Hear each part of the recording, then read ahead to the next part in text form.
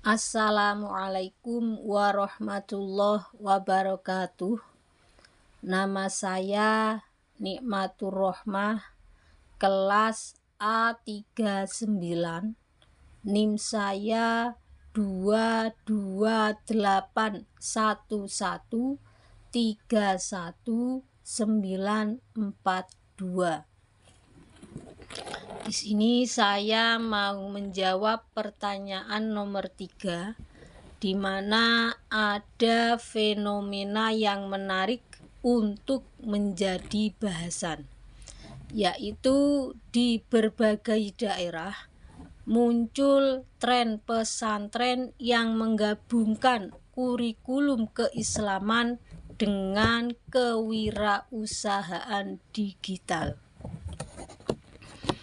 Di era digital ini, kita yang hidup pada masa saat ini mau tidak mau harus mengikuti yang namanya teknologi digital, terutama pada lembaga-lembaga yang ada, termasuk pesantren.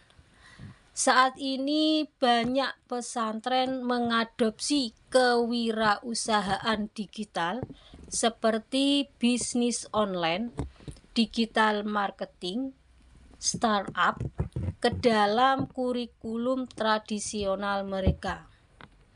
Ini adalah respon terhadap perubahan sosial, yaitu digitalisasi ekonomi dan budaya global.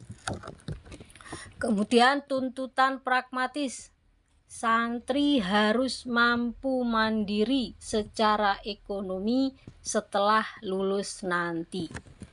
Lalu tantangan eksistensial, supaya pesantren tetap relevan di mata masyarakat modern. Dengan kata lain, pesantren tidak lagi sekadar lembaga tafakuh fiddin atau pendalaman agama, tetapi juga menjadi pusat pembentukan muslim technopreneur.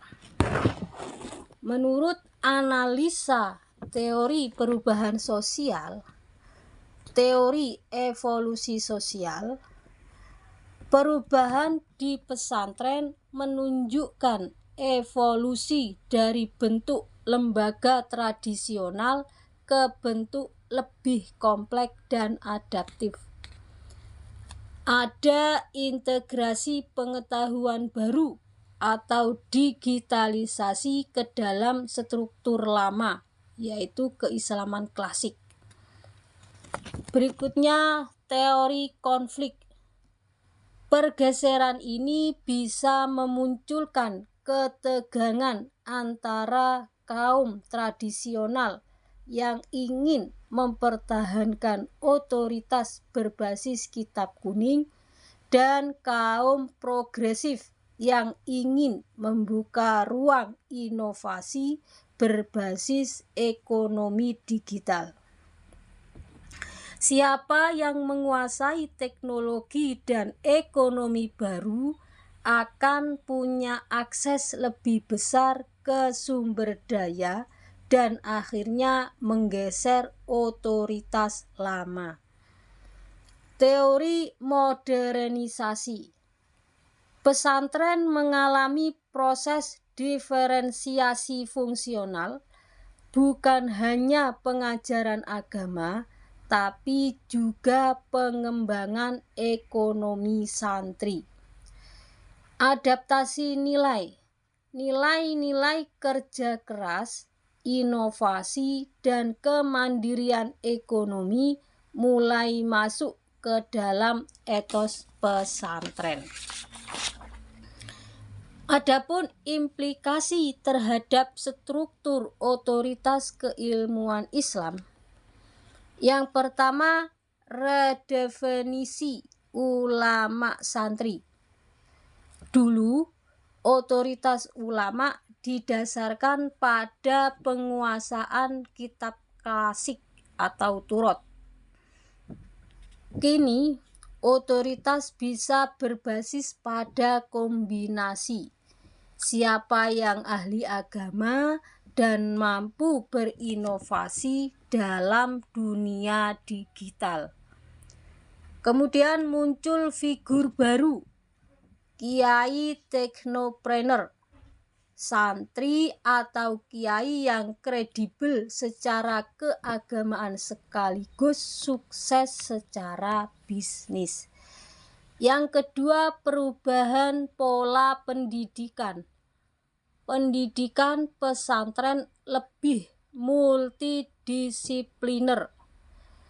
Kitab kuning tetap diajarkan, tapi bersanding dengan kursus digital marketing, startup pitching, coding, dan sebagainya. Yang ketiga, perubahan hierarki internal. Otoritas senior yang kurang adaptif terhadap teknologi mungkin kehilangan pengaruh terhadap santri muda. Santri yang cepat menguasai teknologi bisa naik status sosialnya di komunitasnya. Yang keempat, pengaruh terhadap legitimasi keagamaan. Legitimasi keagamaan tidak hanya berdasarkan sanad keilmuan, tetapi juga berdasarkan kemampuan membawa maslahat dalam konteks ekonomi digital. Dari sini dapat kita ambil kesimpulan bahwa transformasi pesantren melalui integrasi kurikulum keislaman dan kewirausahaan digital adalah bentuk adaptasi terhadap perubahan sosial global. Dari perspektif teori perubahan sosial, ini mencerminkan proses evolusi, konflik, dan modernisasi. Implikasinya, struktur otoritas keilmuan Islam dalam pesantren bergeser menjadi lebih terbuka, multidisipliner, dan pragmatis, yang pada akhirnya bisa memperkuat posisi pesantren dalam ekosistem sosial keagamaan masa depan. Demikian yang dapat saya sampaikan. Ada kurang lebihnya saya mohon maaf. Wassalamualaikum warahmatullahi wabarakatuh.